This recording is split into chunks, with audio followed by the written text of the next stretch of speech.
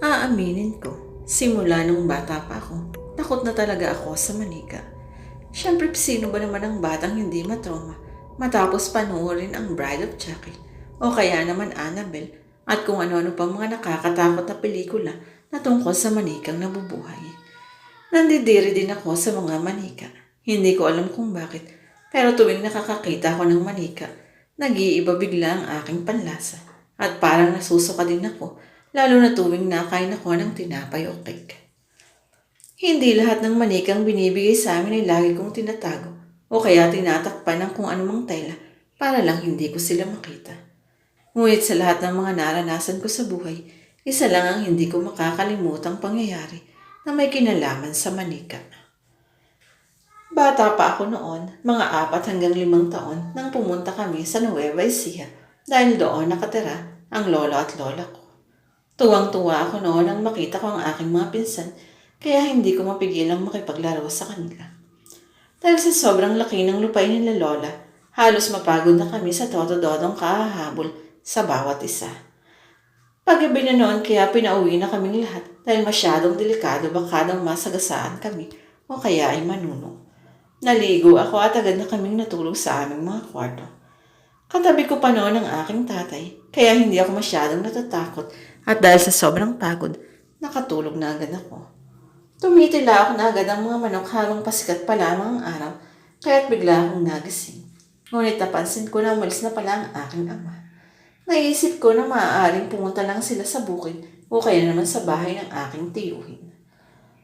Makalipas ang ilang oras, nagising ako dahil sa mga ingay na nanggagaling sa loob ng cabinet ni Lola. Bubuksan ko sana yun ngunit may nakita kong manika na nakatayo sa may pintuan. Patuloy na kumakaway sa akin ng manika na para bang inaaya niya kung sumama sa kanya. Agad akong sinabi na ayaw ko sa kanyang sumama, ngunit ayaw tumigil ng manika sa kakakaway sa kamay nito. Sa sobrang takot ko, natulog na lang ulit ako. Hapon na noon ang nagising ako at naglibot ako sa buong bahay upang hanapin ang manika. Tinanong ko din ang aking mga pinsan kung inuuto lang nila ako. Siyempre sasabihin nilang hindi, kaya hindi ako naniwala sa kanila at patuloy ko pa rin hinanap ang manika. Tinanong ko ang ate ko kung ano ang problema ko at kung may hinahanap daw ba ako. Sinabi ko naman sa kanya na may hinahanap akong manika na brown ang buhok at may suot na pulang damit. Medyo malaki siya, kaso hindi ko na makita eh. Litong-lito ang sinabi ko sa aking pinsan. Uy, manika ata yun ni Irene. Saan mo nakita? Tanong ni ate. Doon po sa kwarto namin kaninang umaga, nakita ko. Nagalaw, naputo lang aking pagsasalita nang biglang nakasingit si ate. Matagal na naming hinahanap iyon. Nawala kasi yun sa kabilang bahay pa ata. Huwag mo munang sabihin kay Irene ha. Galing kasi yun sa namatay na niyang kaibigan dahil sa dengue noong. It was summer of 2016. Alam ko wala pa ako po noon kasi laging kinukuha ni mama tuwing nag-aaway kami ng aking kapatid o kaya tuwing hindi kami nasunod sa kanilang mga utos. So as usual, lagi kami naghaharutan ng aking kapatid at lagi kami naglalaro bago matulog. I remember na every night nung summer na yun, laging may kumakalmot sa sahig ng aming third floor. Iniisip namin na daga lang yun o pusa. Alam ko na hindi kami dapat matakot dahil nakasara naman ang pintuan namin at kung sino man yun ay hindi makakapasok sa kwarto namin. Pero wait, maiba muna. Nasa double deck kami ng kama noon at ako ay nasa taas. Halos malapit na ako nun sa aming maalikabok na siling kaya naisipan ko itong linisin ng basahang basa.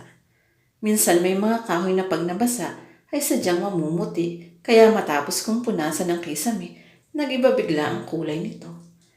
Bago ako natulog napansin ko sa kisame na para bang nakabuo ng imahe ng mga napunasan kong bahagi nito.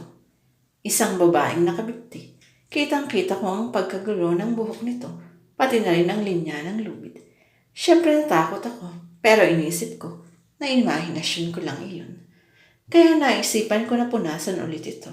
Kada punas ko, laging may iba't ibang hugis na nabubuo. Lagi akong natatakot hanggat sa nakasanayan at nakalimutan ko na ang mga iyon. Pero yun nga, dati normal lang sa amin yung tunog ng mga kumakalmot sa third floor dahil may mga alaga pa kaming manok noon.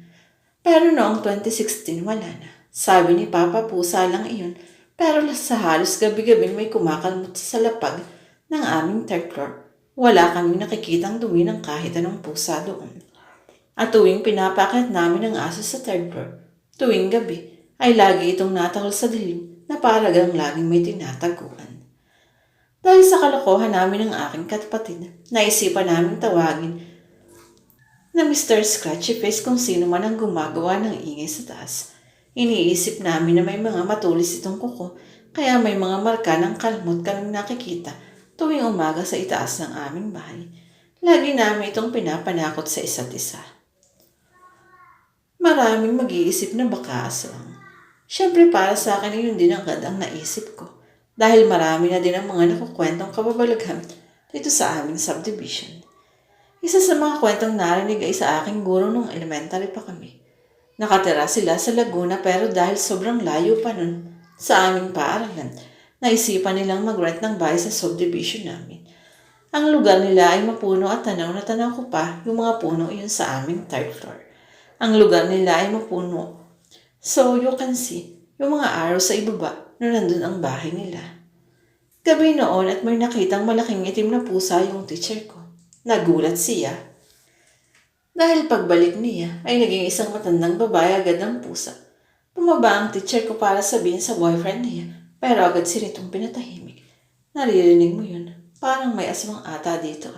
Hahaha. Takot na tinanong sa kanya ng VF niya. Ngunit tumawa lamang sila para itago ang kanilang kaba. Hindi sinabi ng teacher ko sa kanyang isang babaeng kaibigan na guro din namin ang kanyang nakita dahil alam niyang matatakot ito. Sa gabi ngayon, hinayaan niyang magsampay sa labas ng kanyang kaibigan at saka na lamang ito kinuwento sa kanya nang sumabit ang